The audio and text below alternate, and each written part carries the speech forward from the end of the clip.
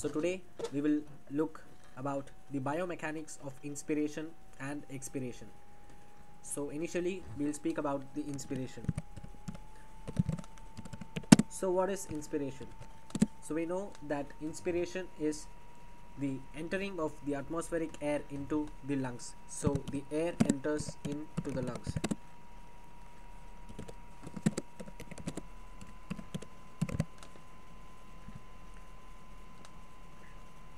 And generally inspiration is an active process. So inspiration requires some energy to undergo. So generally the inspiration is an active process. And now pressure. So pressure is an important thing while we talk about inspiration and expiration. So initially we will determine how the atmospheric pressure lies.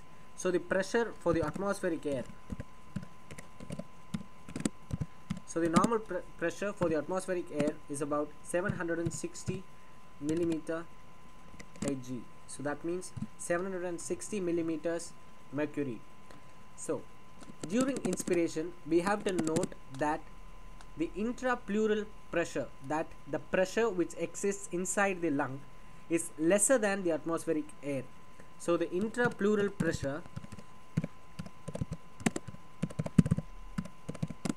will be lesser than the atmospheric pressure, that is lesser than 760 mmHg.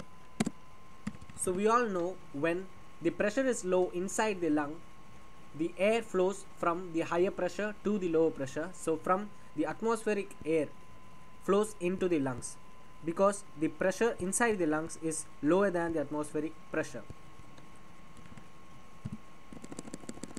So now we'll speak about the muscles which involved in the inspiration.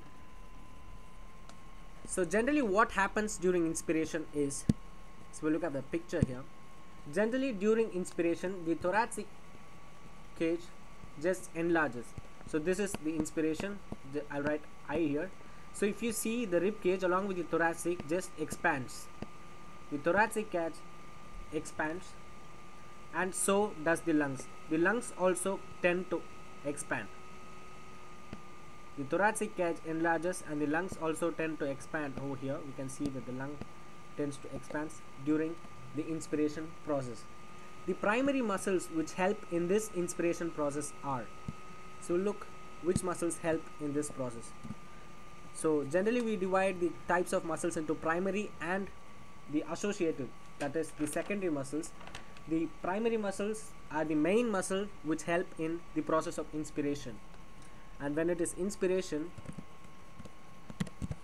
the primary muscle is none other than the diaphragm. So we'll look at the diaphragm now. So you can see this is the diaphragm, this blue one over here. This is the diaphragm which sits just below the lungs, and the diaphragm is supplied by the phrenic nerves from cervical 3 to cervical 5,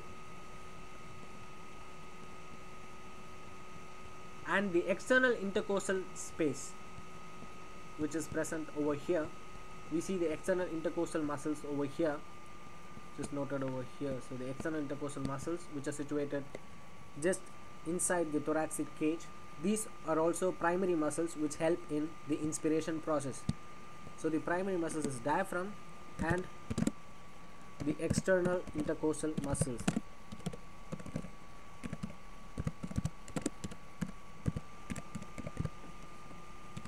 The diaphragm just sits beneath the lungs and the external intercostal muscles just inside the ribs. So these are the primary muscles which help in the process of inspiration.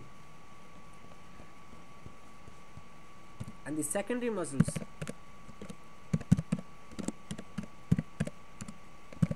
that involved in the inspiration are, the secondary muscles are the ones that acts as support to the primary muscles, that they aid the primary muscles to involve in the inspiratory process.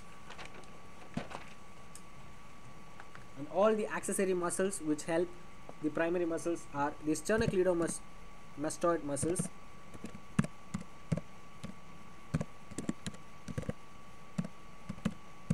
sternocleidomastoid, the scalene muscles,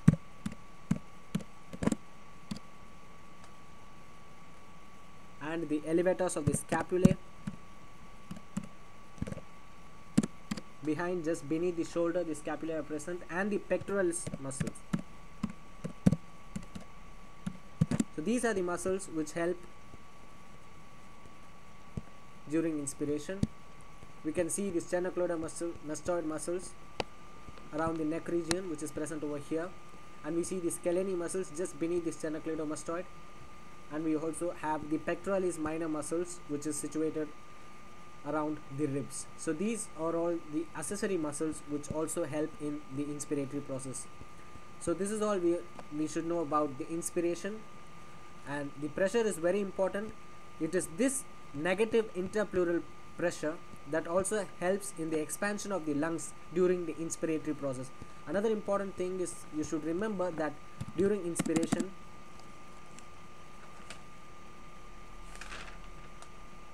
the thoracic cage enlarges